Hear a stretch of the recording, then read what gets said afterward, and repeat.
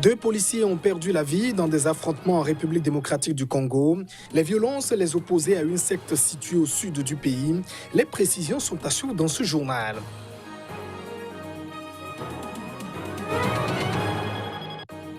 En Libye, le gouvernement d'union nationale conquiert 2 villes stratégiques du pays. Un revers pour son rival, le maréchal Khalifa Haftar. Le pays est déchiré depuis le départ de Mouammar Kadhafi. Et puis, plus de rivalité entre Bernie Sanders et Joe Biden. Le sénateur du Vermont s'est rallié au candidat favori des démocrates. Objectif affiché, battre Donald Trump à la prochaine présidentielle.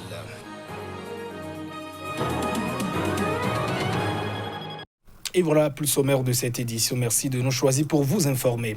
Les actes de violence se multiplient en République démocratique du Congo. 2 policiers et 2 membres d'une secte ont été tués ce lundi dans des affrontements dans le sud du pays. C'est ce qu'a indiqué un responsable local. Dans les affrontements de ce lundi, à Kisantu, 2 policiers ont été sauvagement tués. 2 membres de BDK, Bundu Dia Congo, ont aussi trouvé la mort, a déclaré à l'AFP un responsable local de la police. La secte Bundu Dia Congo promet de reconstituer le royaume du Congo tel qu'il existait au XVe siècle avant la colonisation de l'Angola au Gabon. 6 policiers sont grièvement blessés et 2 adeptes de ce mouvement, un homme et une femme, ont été capturés, a ajouté la police à Kisantu, une ville à 130 km de Kinshasa sur la route qui mène vers le seul débouché maritime du pays, un axe indispensable pour l'import-export. Ils étaient une centaine de manifestants. Ils ont attaqué des résidences de non-originaires de la province du Congo central à qui ils ont intimé l'ordre de quitter leur terre, a poursuivi le responsable de la police.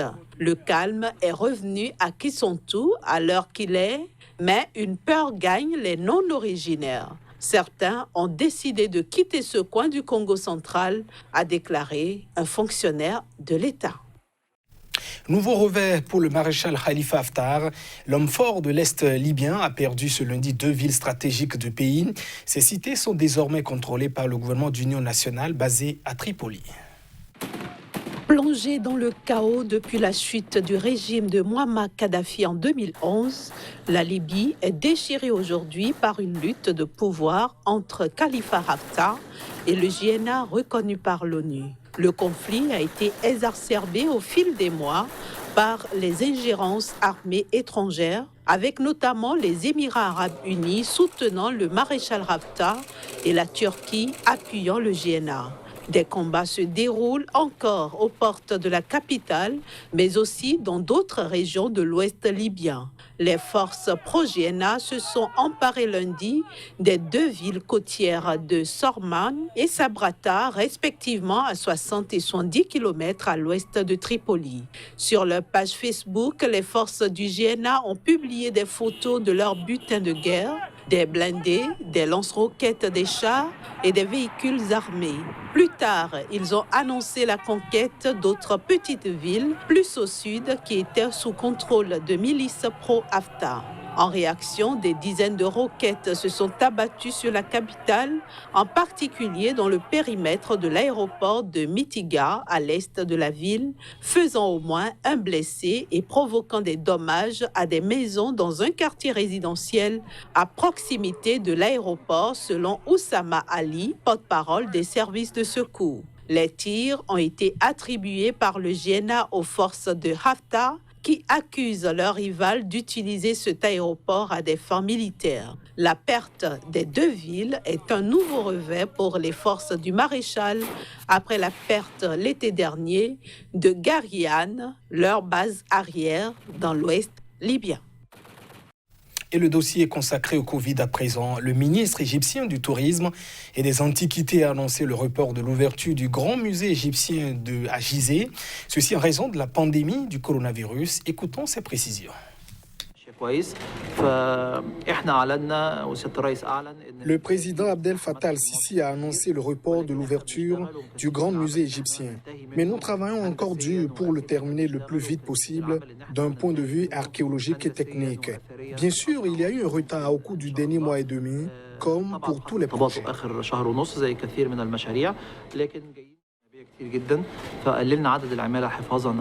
Nous avons réduit le nombre d'employés pour les garder en sécurité.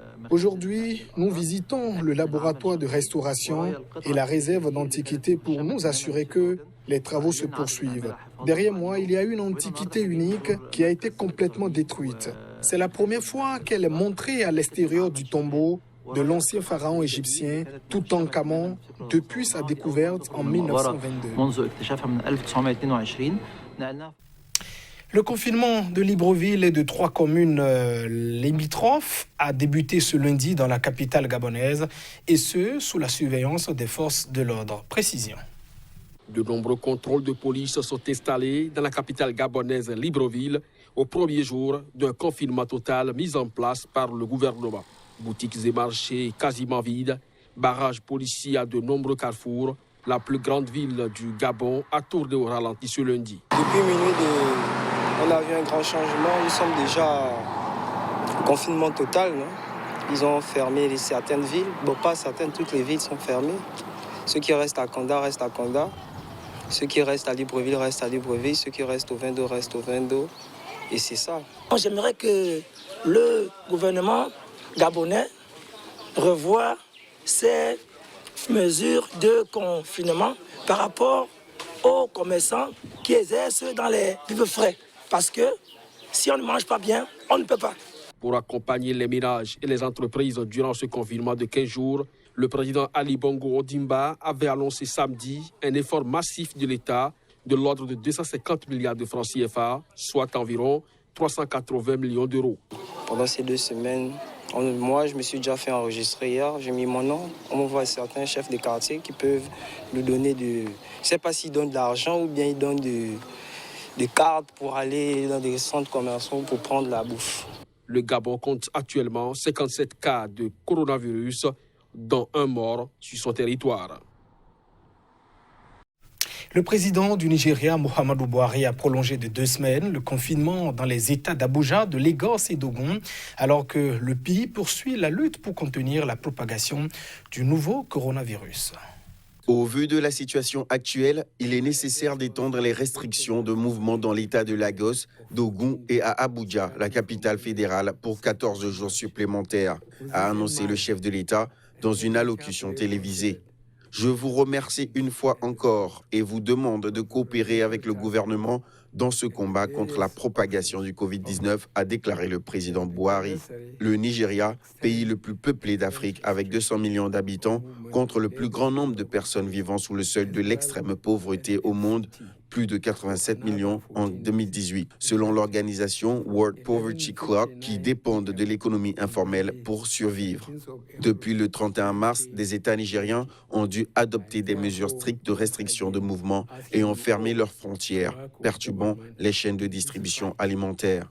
J'ai demandé à étendre la liste des foyers bénéficiant des aides d'État de 2,6 millions de foyers à 3,6 millions dans les 2 prochaines semaines, a indiqué le chef de l'État. Les aides gouvernementales ne parviennent pas à calmer ni la faim ni la colère de la population et les émeutes. Les cambriolages et les actes de criminalité ont fortement augmenté ces dernières 24 heures. Des vidéos d'émeutes circulaient sur les réseaux sociaux, instaurant un climat de peur, notamment dans les États d'Ogun et de Lagos, où l'on enregistre des densités de population parmi les plus élevées au monde. La police a assuré que l'inspecteur général avait ordonné le déploiement immédiat de forces de sécurité dans ces 2 États.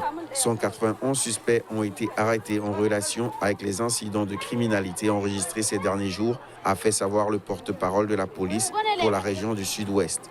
La Banque mondiale a mis en garde cette semaine contre un risque de crise alimentaire en Afrique. Le Nigeria comptait lundi 323 cas déclarés de coronavirus sur environ 5000 tests réalisés et enregistrait 10 décès.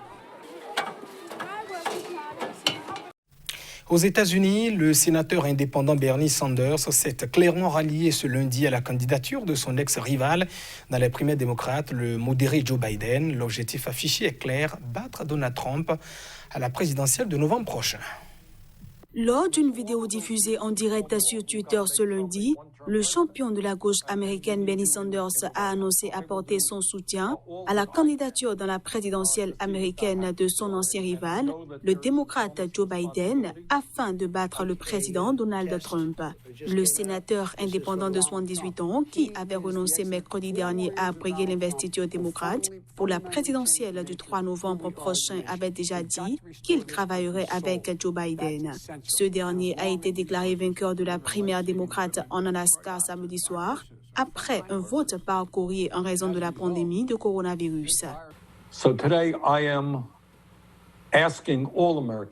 Aujourd'hui, je demande à tous les Américains, tous les démocrates, indépendants et de nombreux républicains de se rassembler dans cette campagne et de défendre votre candidature, que je soutiens afin d'être certain de vaincre quelqu'un qui, je crois, et je parle sûrement pour moi maintenant, est le président le plus dangereux de l'histoire moderne de ce pays.